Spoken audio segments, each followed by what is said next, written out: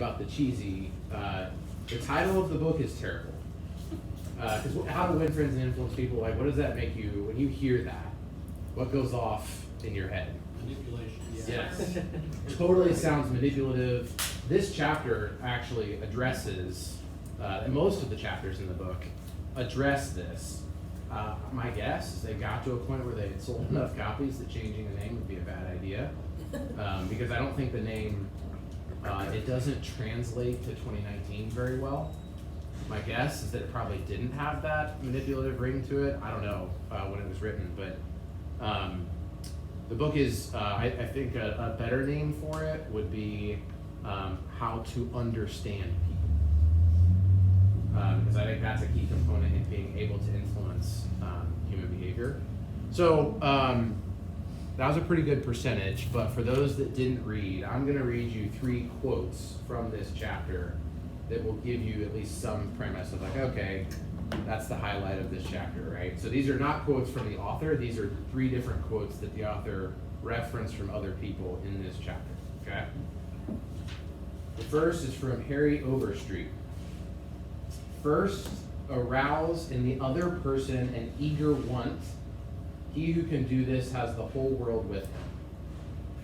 See what I mean about like the old language? First, arouse in the other person an eager want. He who can do this has the whole world with him. The second is a Henry Ford quote. If there's any one secret of success, it lies in the ability to get to the other person's point of view and see things from that person's angle as well as from your own. Read that again. If there's any secret of success, it lies in the ability to get to the other person's point of view and see things from that person's angle as well as from your own. The third is from Owen Young. People who can put themselves in the place of other people's point of view and see things from their angle need never worry about what the future has in store for them. People who can put themselves in the place of other people's point of view and see other things from their angle need never worry about what the future has in store for them. Comment on, so you can get the theme here. One of the things that I like about this book is like there is a premise to the book that's essentially saying be kind, because oftentimes kindness starts by being able to put yourself in the other person's position, right? But that's not the theme of the book. It's not the point of the book. Because the point of the book is actually much more aligned to like how to succeed in vocations where you're working with other people. And so I love that our industry gives opportunity to align these 2 things.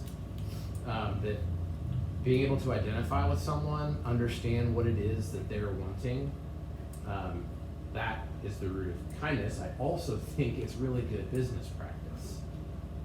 And so just to be clear, this isn't a lesson, like this is not motivated by me wanting to encourage people to be kind, although I think that's a good aim. This is actually really good practice, okay? So you hear in those 3 quotes, the has the whole world with him, secret of success, never worry about what the future has in store for them. Those are all clearly saying if you can understand the other person's point of view, that will lead to your own success. Okay, so that's the premise of the chapter. I'm going to start now with a question. You know what the answer is not, because people don't care what you want. What is the most important thing in the world to a human being at any point in time? What is the most important thing? So right now, what is the most important thing to me, right in this moment? To be heard, to be understood. Be understood, okay? And obviously you probably don't know like specifically what the most important thing is to me right now. Some of you might have a guess, but just in general, what's an answer that could apply to any of us in the room? What's the most important thing? That our wants and needs are being fulfilled. Yeah. Ours, personally. Ours, right? So our wants and needs. Does anyone want to disagree with that? Does anyone want to say, hang on a second, the most important thing to me is not what I want? I'd say health, Okay. just to be happy and healthy so you're around your family and friends. Which could be a specific answer to what it is that Brian wants. Health is very important to Brian, but it is something that Brian wants, correct? I think, so we read this whole book as a staff team for Platt earlier this year, and like I think something that Emily Hornforth brought up was like, I don't like this book because it makes the premise out that human beings are only selfish and only care about themselves. Yeah. So I think, I don't know, I go back and forth between like, no, we are selfish, and like, there's like more there that's deeper, so. Yeah. This is why I'm asking the question. Well, this is why I'm asking, does anybody want to push back or argue? Because you do kind of have to start with this premise of the most important thing to a human being at any one point in time is whatever it is that they want. Well, I think it depends on, like, your want can be selfish or your want can be, like, outwardly focused, but it can still be what you want. So Yeah. I think it just depends, like, I think you can be really selfish and you think about, well, my wants are what I want, but you can also have your wants be something good for somebody else. So they reference in this chapter an example of someone giving money to the Red Cross. He acknowledges this objection and he says, hey, I get it. Somebody's going to say, hang on a second, like, that's not always the most important thing to me. I just gave money to the Red Cross. Why did you give money to the Red Cross? And eventually, you ask enough questions, and the answer is because I wanted to. And I do disagree. He says, because you valued the feeling that you got more than you did the money. That's where I disagree with him. I don't think it has to be about the self-satisfying feeling. I think it could be driven by other philosophical things, but there is still, human beings do what they want. Generally, it's a safe premise. They can have selfless motives that cause them to do certain things, that causes them to want to do certain things. Did any of you take econ in high school or college? Opportunity cost. Yeah, and there's this, it's like an economic assumption that human beings always act in their self-interest. Like the field of econ doesn't really work unless you assume that human beings are always acting out of their own self-interest. You just then have to define self-interest, and so that is kind of like a rabbit hole. But I think it's, to start out, it's worth noting that, yeah, there is this premise that the most important thing to a human being is what they want. That doesn't necessarily mean selfishness. Does everybody follow that? You can dive into like thousands of pages of psychology about this if you would like to, if you want to nerd out on it. But for now, just kind of live with that assumption for the next 40 minutes. How's that? Okay? So, if that's the most important thing, I want to make 3 points. I'm going to say these 3 things. One kind of follows from the other. Okay? Number 1, people do not care what you want until they have a sense that what they want is known. Known, heard, understood, maybe even met, addressed, right? So people do not care what you want until and unless they understand that what they want is out in the conversation, okay? Following from that, in order to influence their behavior towards some mutually beneficial decision, agreement, action, the best strategy is to ask questions. The third is you then have to listen. Like, guilty of asking questions and then not listening. I do that. People do not care what you want until they understand that what they want is out in the conversation and understood. So the best strategy to influence their behavior toward mutual benefit, this is not an aim to manipulate them to make a bad decision. This is what influence is, okay? is to ask questions.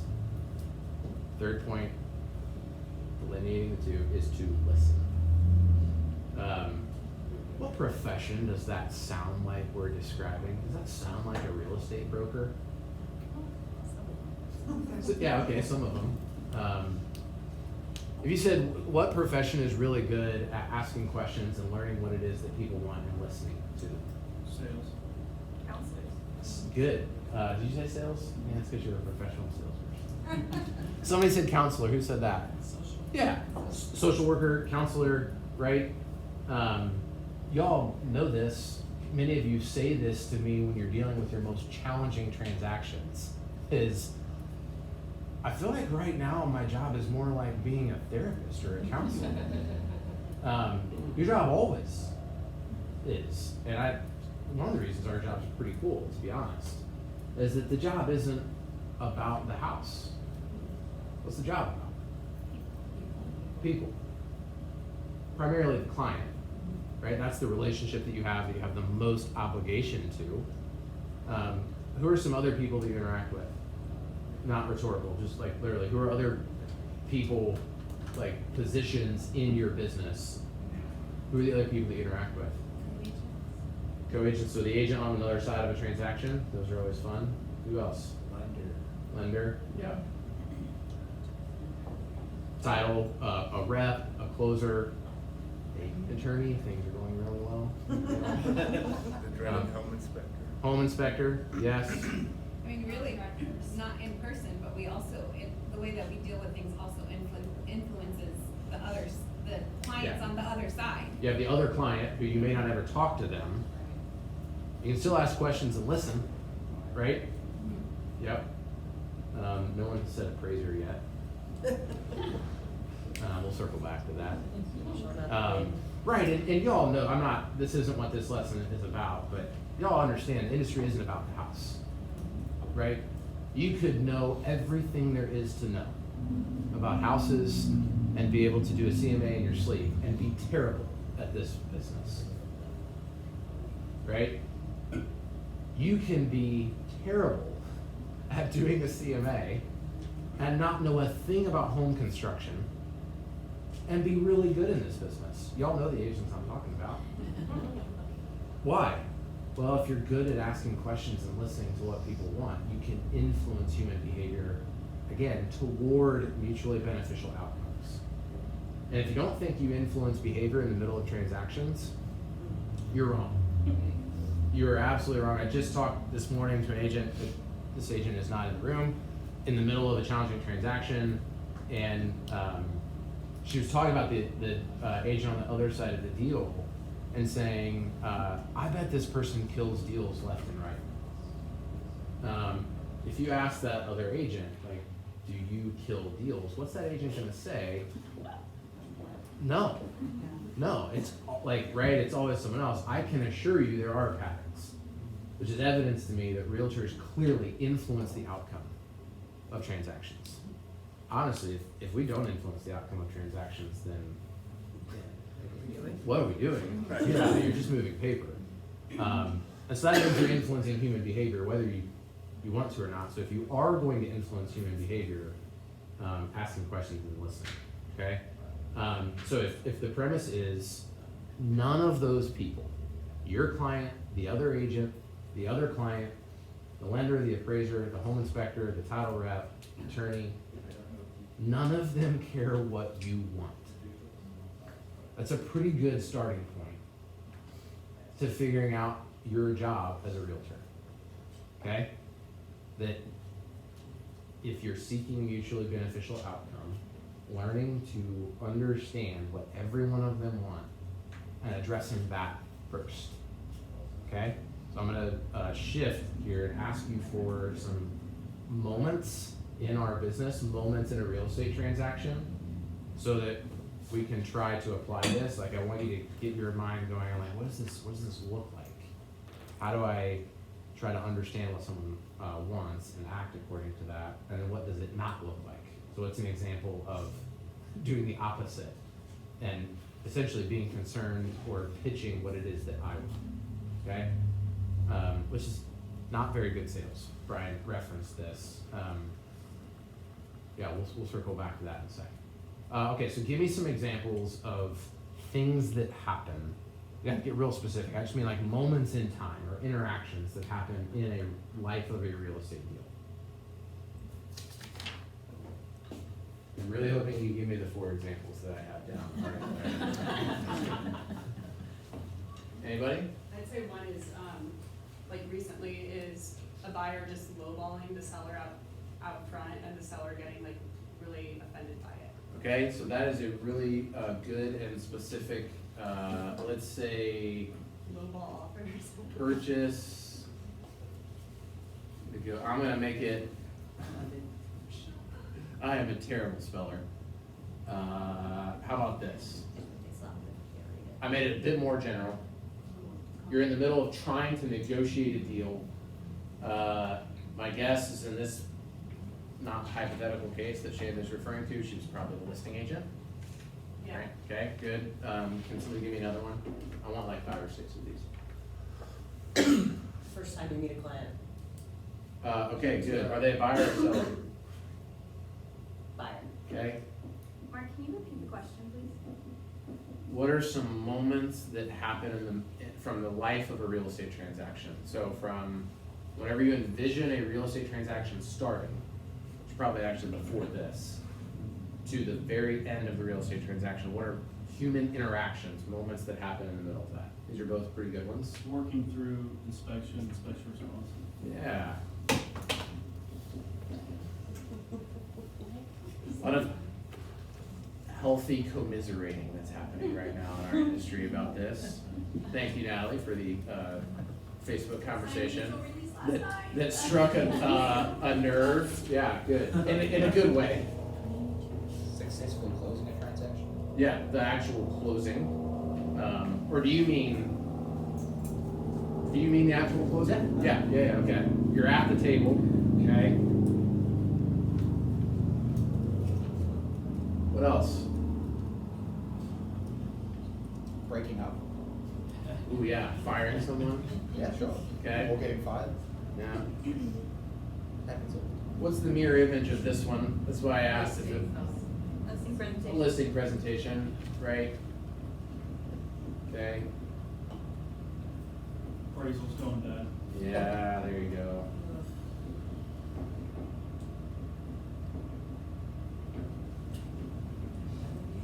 A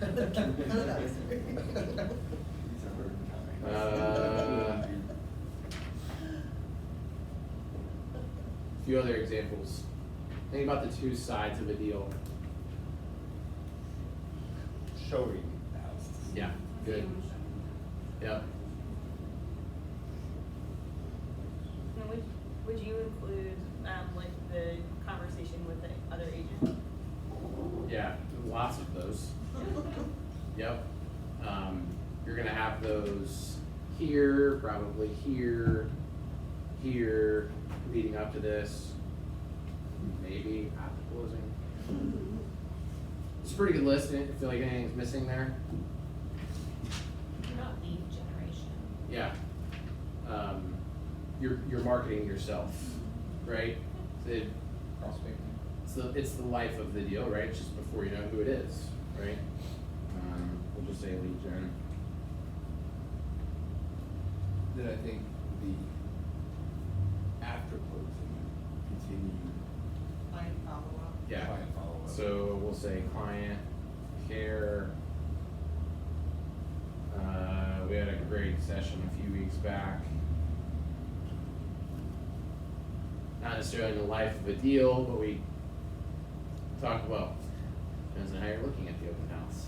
Could be in the life of a listing, could be lead gen, okay?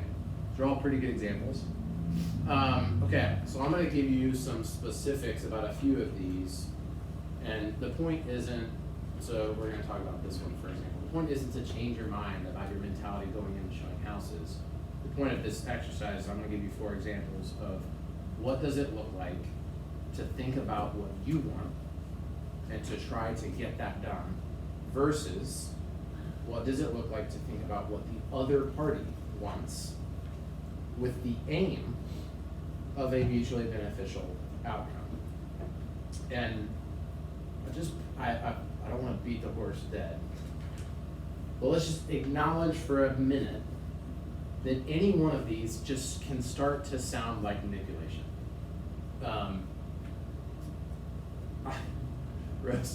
Rosie now knows me well enough that she will, in the middle of a conversation, say, "Wait, you're doing it right now." She'll like, "You are."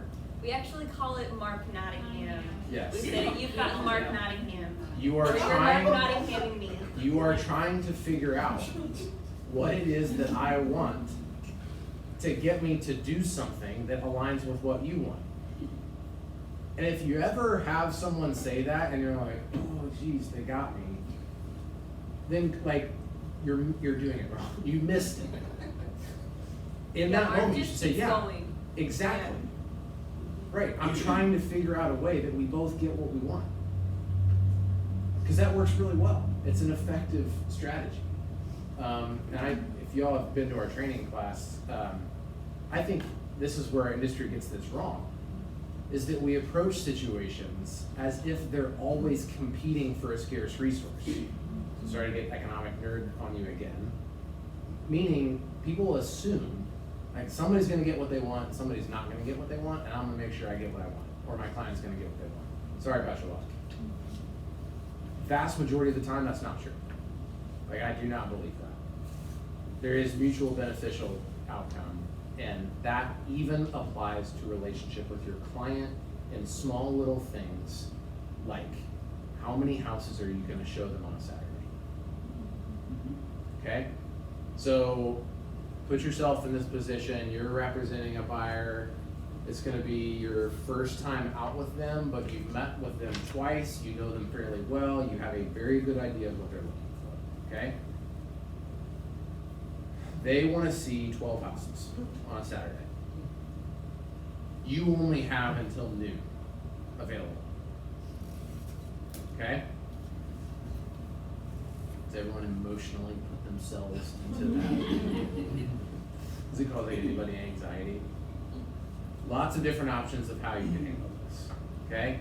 I'm gonna read you, I don't like scripts, but I'm so sorry. I'm only available until noon. We're gonna be able to see half of the houses you wanna see, and we're gonna have to do the other half at a later date. Not an unreasonable statement. You have a life, right? But what's the starting premise? You're doing Yeah. something wrong. It's about what I want. And it's not unfair, it's like you're not being unreasonable, but you didn't make an effort to do what? To align it to what they want. So if your first thought is, okay, I've asked them a million questions, I know what they want. And they said two things to me, and if I'm strategic, here this is strategic, that's okay. Strategic, not manipulative. I can do two things. Number one, you've stated as one of your primary goals to find a backyard that you're excited about your kids playing in safely. So I took the liberty of looking through these 12 houses. I was concerned about a couple of them, and I went and previewed them on Thursday afternoon. 5 of the 12. If you will take me at my word, I think 5 of the 12 are going to cause you a lot of concern about that. So I would suggest that we start by looking at 7 of them. Now in that situation, I think it's up to you to whether you say, "No, by the way, I'm only available till noon." You can say both, right? You could say, "Hey, I know this is a priority to you, right? And so therefore I took my time to try to help you get what you want. And I previewed these houses on Thursday when I knew I was available and you weren't on Thursday afternoon. And so now I'm trying to align it to what they want because they don't care that you're only available until noon." Could be the nicest person in the world, and I guarantee you they're more concerned about finding the right house than they are you having Saturday afternoon to do what you were planning to do. Agreed? They don't care.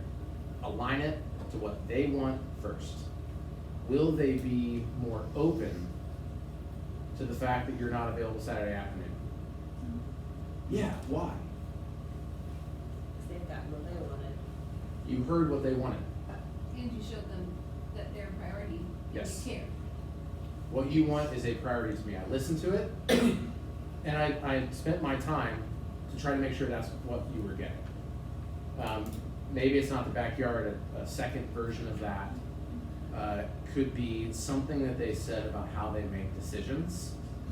I mean, y'all know, how many human beings are there that can really truly evaluate 12 houses in one day? Not very many. If you have asked really good questions and listened to what it is that they want, you may be able to say, in some way, you referenced this earlier. I want to circle back to that and say, if that's how you make decisions, I'm not sure going to 12 in a day is a good idea. Right? Yes, I happen to have plans Saturday afternoon. You can leave that last part out. Yeah, Once we. I think in all of these examples, you could have that, like, do you need to say what it is that you want or need?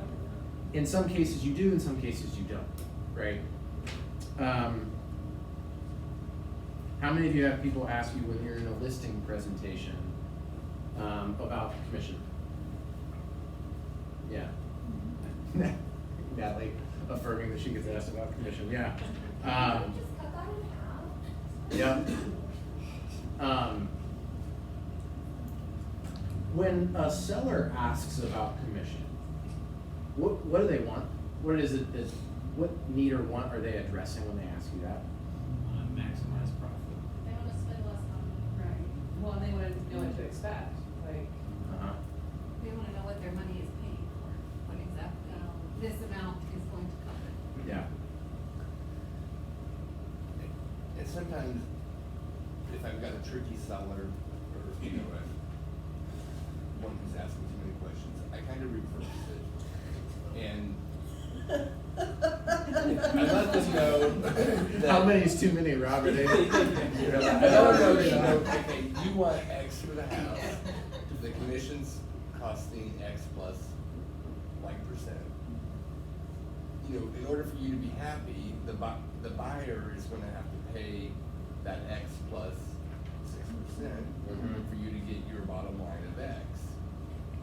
So really, if you think about it, the buyer is paying the commission because they're giving you enough money to pay off your mortgage, pay me, pay closing costs, and get you, $20,000 in your pocket.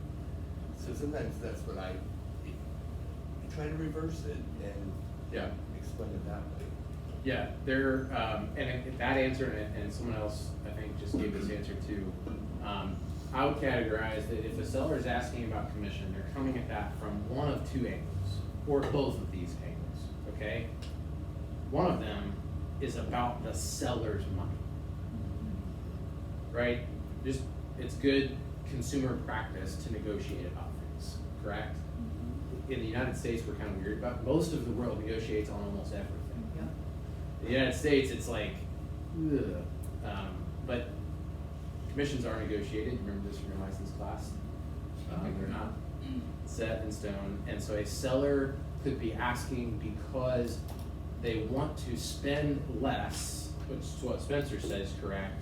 Spend less so that their bottom line at the end of the day is as high as possible, correct? That's one of the things. Sometimes, that's almost always the case, sometimes there's a second one. I think this is kind of what Amy referenced, right? There is actually occasionally a want there that they don't want to feel taken advantage of. I.e., they don't want you to make more money than you should, and it has nothing to do with their bottom line. Right? Yeah. Isn't that true? That sometimes human beings want to feel good about the transaction, the exchange of value with you, regardless. They could be thrilled with the outcome and say, but geez, 10 grand? What did you do? It's a fair question sometimes. Right. It's always a fair question. There's not a good answer sometimes, but you see how there's two different. Y'all follow me on that? There's two different wants there when they're asking you about commission. And if they've asked you about commission and you haven't asked them any questions leading up to that, you're already on defense because you don't know, right? If you can ask them, what are your goals? Describe to me the ideal transaction. How does it look at the end? What's the outcome?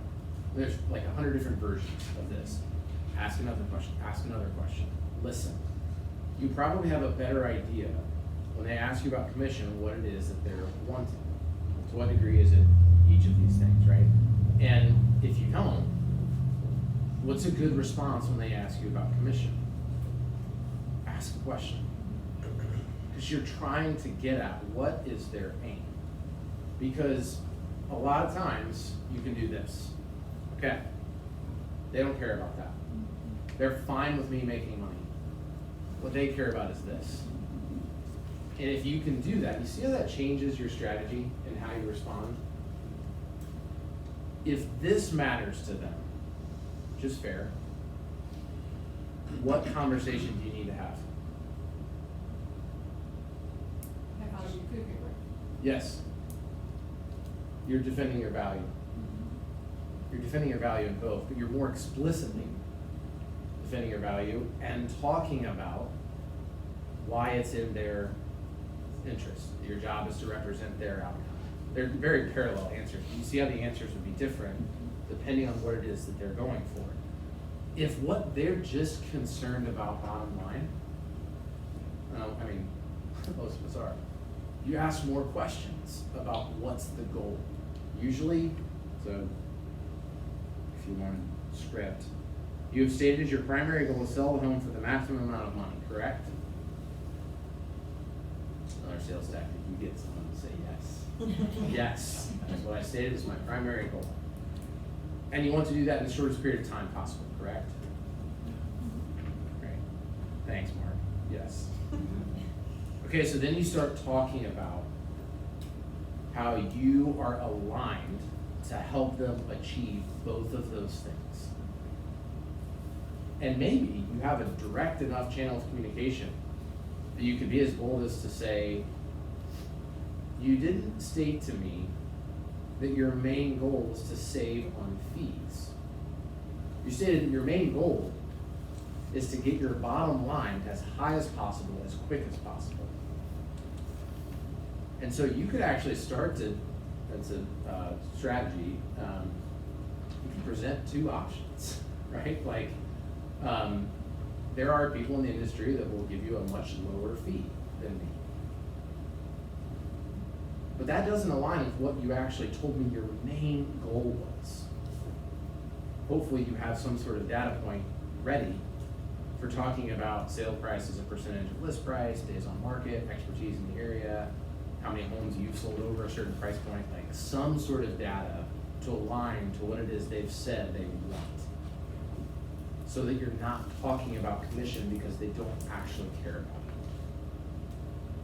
Maybe they do, but in most cases, do sellers actually care about commission?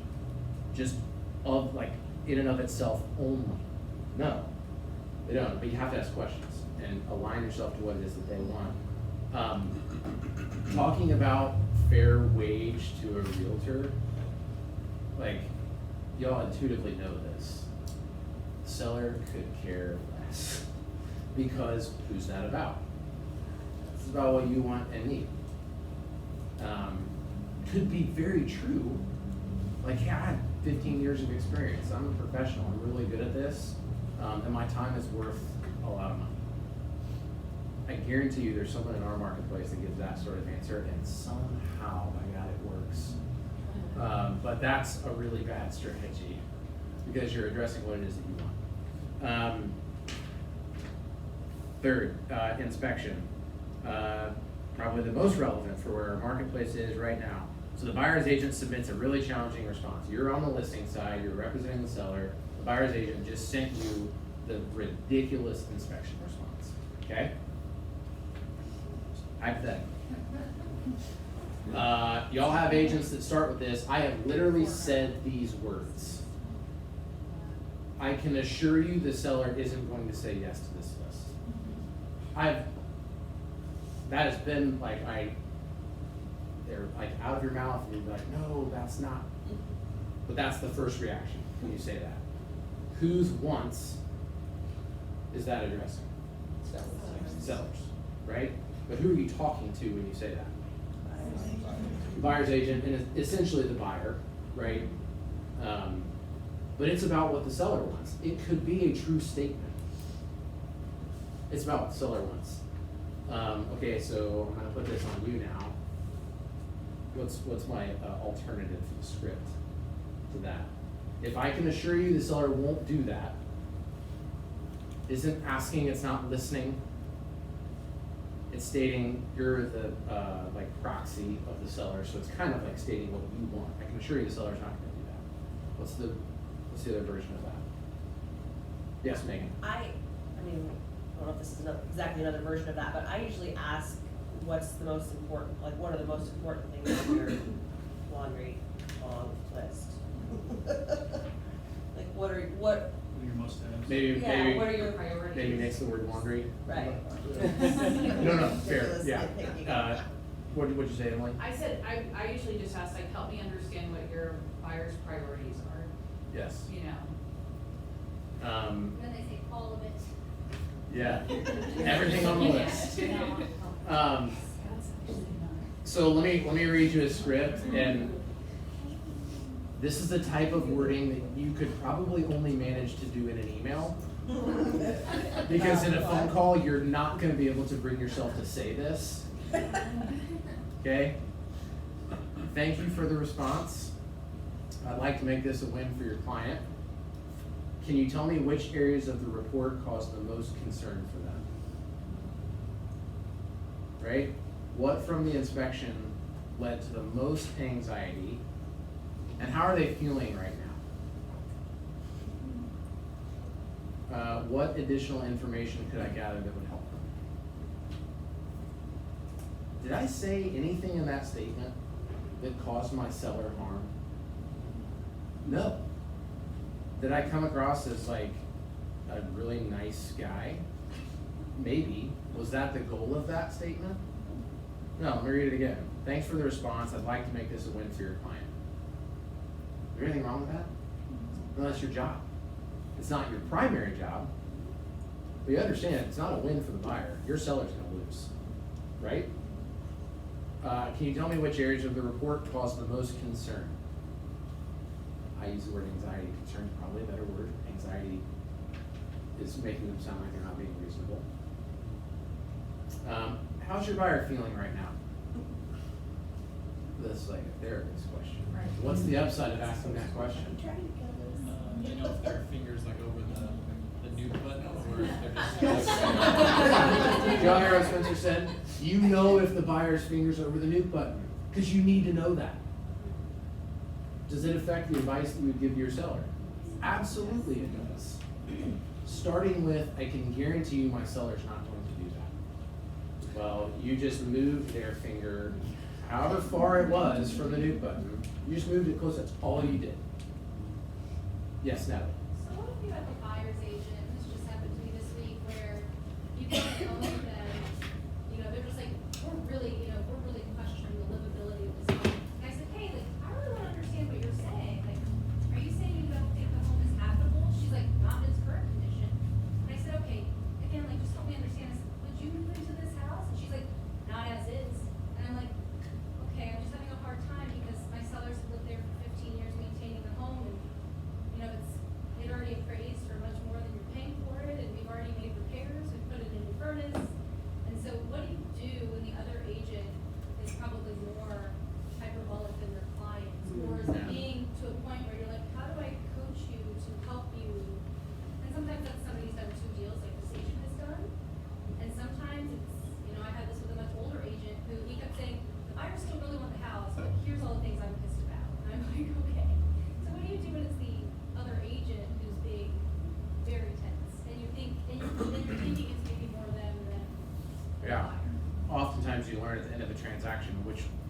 party it was. Right.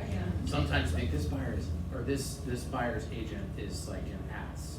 And then you get to the closing and, oh, actually it wasn't the realtor. Right.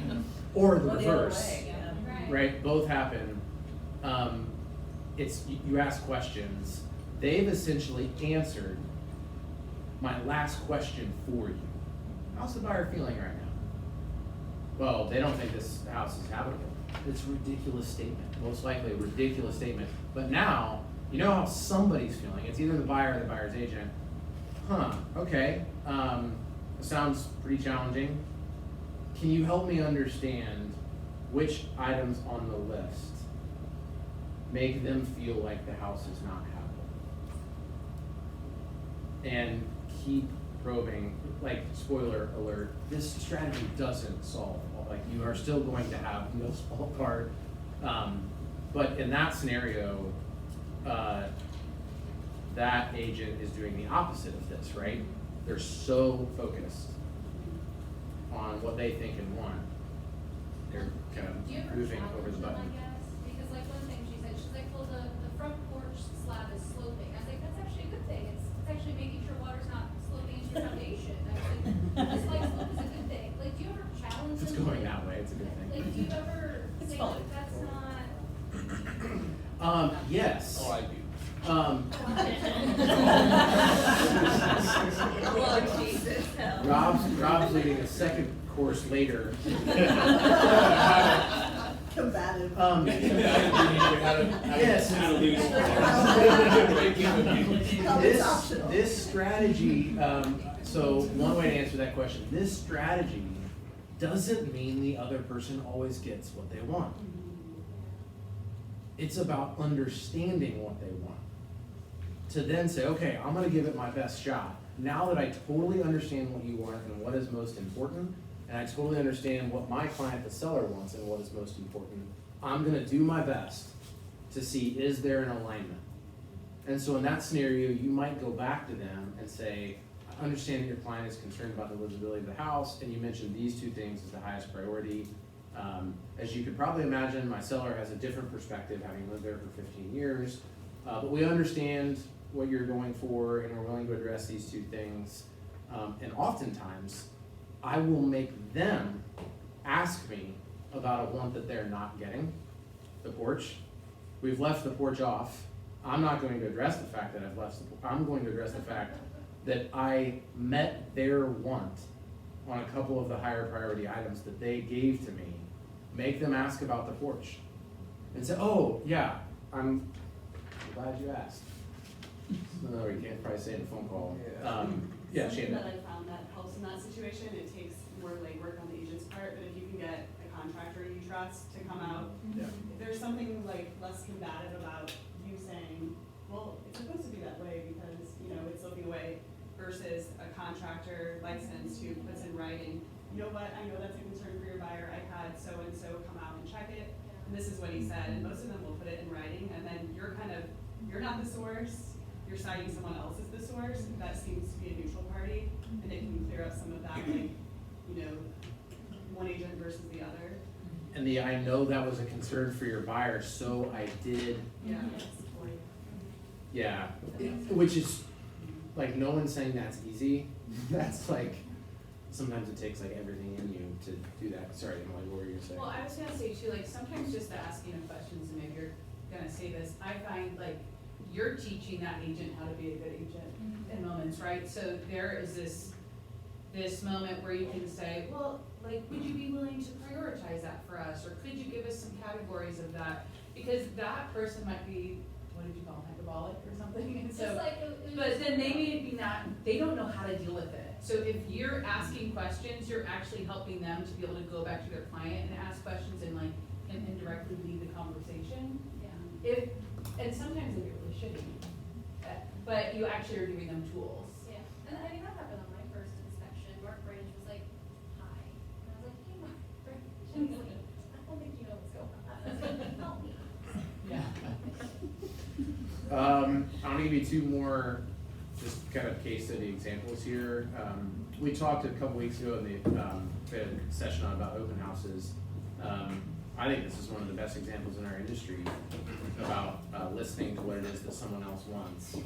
When you're at an open house and someone walks in the door, you as the agent hosting the open house, if you're thinking to yourself, what I'd really love to do today is sell this house, does that buyer or potential buyer care in the least about what your want for that day is? No, they do not. And so if you dive in and start talking about the features of the house, whose wants are you addressing? Yours. Because you have no way of knowing if you're addressing their wants. So the only logical driver of you diving in is your want. Right? Let me tell you why this house is so great. You don't even know what they want. And so an open house is a really good setting for this strategy. What's your name? What brings you here today? Oh, what neighborhood do you live in? You know, you figure out they live somewhere in town. What neighborhood do you live in? How long have you lived there? Oh, you live on Arsenal. Do you know so-and-so? Oh yeah, they live a couple doors up from you. That's an awesome neighborhood. I bet you guys really like Highland Park. Tell me about your kids. How old are they? What do you do for work? Are you in the market to look for a house? You guys just out curious today? Make them ask you about the house. Because in that setting, you have no framework to know what they want unless they're the ones driving that conversation, right? Number one, if you're going to actually sell the house that day, that is the best strategy. This is what Brian referenced earlier. My family's been in the car business for 3 generations. I did this for a couple of years before being in real estate. If you walk onto a car lot, the car salesperson immediately starts talking about the features of a car. Right? That's like your radar is kind of, keep me out of here. Versus, what are you guys looking for? What matters to you? Me trying to sell you the exact same car, right? Oh, okay, safety matters to them, so I probably don't need to talk about the V8. They talk about the airbags, right? It's simple, but in the open house, yes, selling the house, that's the best strategy, but honestly, if you're at the open house and you're learning what that person wants, what is that putting you on the road to? I'm someone that represents buyers and sellers and learns what they want and helps them achieve that. You don't have to say it, but you're implying that by asking them good questions. Appraisal comes in low. Somebody referenced that. If there's one part of the deal that makes me want to say, I could care less what that person wants, it's the appraiser. So it's tempting to say, screw them. Well, why do we care what they want? When an appraiser undervalues a property, and I think appraisers have to love the fact that we always say they undervalued it when it comes in lower than purchase price. What is it that they probably want? Did they want to kill your deal? Think about this for a second. Did they want to kill your deal? No. 99% of the time, no. What was the want that drove them to call the house $200,000 when they knew you had a purchase agreement at $215,000? They wanted to protect themselves. Yes, they want to protect themselves. They want to keep their job. And then want to protect the bank. Bank, yeah. Yes. Which, if they want to protect the bank, if my premise for the conversation is true, they want to protect the bank because they want to protect their job. A little bit cynical, I get it. Is that unfair? Is it unfair for an appraiser to say, I'd rather keep my job? This is the pot calling the kettle black, by the way. I swear I really struggle to be patient in our industry. But no, it's not unfair. They have a desire to keep their job, and the industry, somewhere around 2009, essentially said to appraisers, holy cow, you blew it for the last 5 years, and it's your fault. So we're going to pin you down on that. And it's not going to happen again. Well, it actually kind of does happen again because it cycles. But if you understand that's the context, they wanna keep their job, they don't want someone to question the method that they used, right? So they don't wanna be seen as having just tried to aim for a purchase price value, because that's not in their best interest, that's not what they want. Do they care about your deal? No. Not really. Most of them don't. Right? In 2006, they did. You see the different market? In 2006, appraisers cared about the deal because it was just open conversation. Wow. Bankers would say, like, hey man, just give me the, sorry for the gender specific language, well, it's a douchebag, so. Yeah. Just give me the number. Need this one. Right? And there's this implied, I'm gonna keep sending these to you as long as you keep hitting my numbers. And like not even implied, like very open. And that's awesome. We were 100 for 100 this year. Okay, that's not in the consumer's interest. But that's the way the industry worked. So the appraiser was reacting to what like their own wants. Well, it's different now. And so if you start with, okay, appraiser wants to keep their job, they're nervous about being seen as guiding value. So one version is, it's not sound appraisal practice to use a comparable sale south of Main Street. That's bad practice. Well, you're just clearly addressing your client as seller and their wants. You might be stating something that's factually true. Nuance to that language, I mean, again, in an email, right? It's gonna be hard to say this over the phone, but I know this is a very unique property, so choosing the right comparable sales is key and can be challenging. Since I'm so familiar with this area, I thought you would find it helpful to know a few of the key neighborhood markers and why we chose to focus on properties to the north of Main Street in our evaluation. One of them attacked the person, the other addressed the challenge that they have. Look, I know your job's hard and you're just trying to keep your job, but kind of within the subtext of that is, I'd rather this deal not die, right? So I'm addressing what it is that you want. You're nervous about someone critiquing you for just getting the value. So I'm gonna acknowledge the fact that that's challenging. So, and I'm pretty familiar with the area, so maybe there was some information that would help you get what you want. Key stakeholders of some variety in the neighborhood that change the values north of Main Street compared to south of Main Street. So what you're trying to say is you gotta throw out comps 3 and 4. Right? One last thought.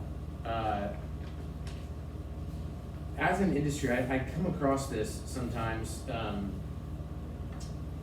People that maybe were past clients or could be clients in the future will ask you something about the industry that isn't like directly related to your expertise or may not be directly related to a transaction. This happens, right? Y'all get these questions because you're the person that comes to mind to them. They want to know some information. I was thinking last night about an example. The clearest one that I could come up with, some of you've heard me talk about this day, I remember this. We were on vacation in Florida years ago, and I got like 5 phone calls the same day from friends and neighbors of mine in Fall Creek Place. Tax bills had come out, and the assessor had almost like blanketed Fall Creek Place. Everybody's assessed values had gone way up. I got the first voicemail, and my first thought was like, shit, my taxes just went up. And I got 4 more, 5 in a day. Is that my area of expertise? It intersects, right, with my area of expertise. I'm not an assessment expert. I can't speak to what the assessor's philosophy is. I could try. There's something there that they want, and I think this is a huge missed opportunity in our industry. You have a chance to position yourself as the person that can give them what they want. So although it may not be your job, thinking about, okay, what is it that they want? oh, they want help appealing their assessed value. I did all 5. Yeah, you're right, that's a crazy jump. And here's what you can do. I was doing my own, so I guess I was probably doing 6. I helped them all appeal it. As a realtor, you can't appeal it for someone. You can do all the work. Here's the form, here's how you do this, here's the data that you need to go with, right? I actually don't know how many of them were successful. Then calling on them to do business with them later, you've started by addressing what it is that they want, right? And particularly in the arena of real estate, it's not complex. I think you all kind of understand it. Just, kind of a more personal, it's like a silly example, but for those that have a significant other, put yourself in this position. You wake up on a Saturday morning and your significant other starts conversation by saying, I would really like to do this today. You may not object to that, but I would really like to do this today. Versus, what would you like to do today? Oh, okay, cool. Yeah, okay, we can do that. Do you think after that, we could, it's human science, you all know that you are more likely to be willing to commit to what it is that they want. If the starting point of the conversation, what do you want? Oh, okay, yeah, we can meet that want. What do you think about after doing that? Like, yes, relationships are negotiation, that's how they work. You are gonna try that now. It's not gonna work in your significant other relationship. It's probably better to work in a real estate deal, but. What's that? So that's already how our relationship with mine is. Yeah. Yeah. So questions or comments on this? I have the feeling that this isn't like a new concept to any of you, but it's something that does require practice. Like convincing yourself of the philosophy and saying, okay, my human reaction, because if they care about what they want, what is it that you care about in any moment? What you want. You're human too. So guarding, buffering your natural reaction and saying, wait a minute, what do they want? What are they trying to achieve right now in this moment? How can I get that to them? Questions, comments? It's okay, you can go out this is bullshit, that's fine. You feel that way? Y'all feel like this applies to real estate? Yeah, this is super helpful. And one observation I'm just thinking about now is that just looking back on my past transactions, I find that I'm most equipped or open to doing this when I actually believe that my identity as a realtor or my success in this industry isn't determined just by this specific deal going through. Yeah. And so, just like the idea that there's more than enough to go around, even if deal A falls through, and that frees me up to have these conversations without my primary objective being, I gotta figure out how to make their needs feel like they're understood by me to get my needs covered, because my needs aren't this pressing, determining thing that almost are manipulating me to behave in a way that maybe I don't want to in a deal. So one of the reasons that realtors are valuable, by the way, a seller of a property, just natural human tendency, is less likely to be able to understand what the buyer wants than a realtor representative is. Because although we have complexity, we don't have all the emotional and financial complexities that the seller does. So it ought to be more clear to us. But yeah, Maggie, go ahead. Can you quickly talk about the other side of inspection? We've all been the selling agent that's sending the inspection response we're not necessarily proud to send. Or I've seen it even on the list side when you get this long list with nothing, just here's the response. And my knee-jerk reaction is usually to pick up the phone and say, is your finger on the button, are you killing this deal? But Yeah. how can we present, like I said, sometimes I'm not even proud of what I'm sending, but how can we flip that to the seller side? I took a CE class one time on negotiation. I stood to this day, it's the only CE class that I've ever taken, and I was like, that was really good. And I got the certified negotiation expert title out of it. He said something interesting. He worked for an organization in New York that had researched real estate residential transaction negotiations a ton.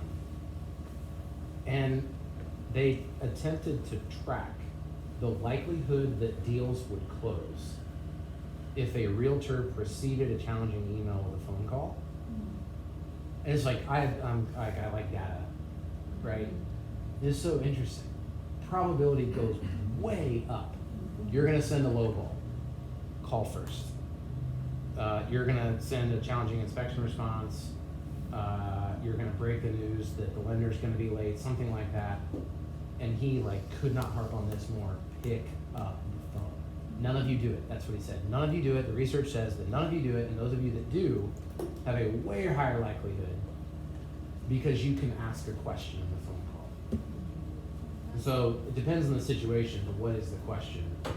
But I think that's a starting point. So good try to I word think it. that picking up the phone, applies in multiple offer situations as well. Like, it makes that person want to work with you more if you're willing to pick up the phone and ask what works for the seller on closing, and, Yes. hey, I'm sending you an offer and would love the opportunity to work with you. It's just, it paves the way. Yeah, you're listening, and hopefully in the phone call you're listening. Yeah. Super awesome when the other realtor that won't answer the phone. And then text you right Or back? call you back, yeah. In the time it takes me You're to like, send you. thank you. Yes, you can only control the things that you can control. Right, right. Yeah. My last deal, the guy was listed in my board as first name in parentheses, do not call last name.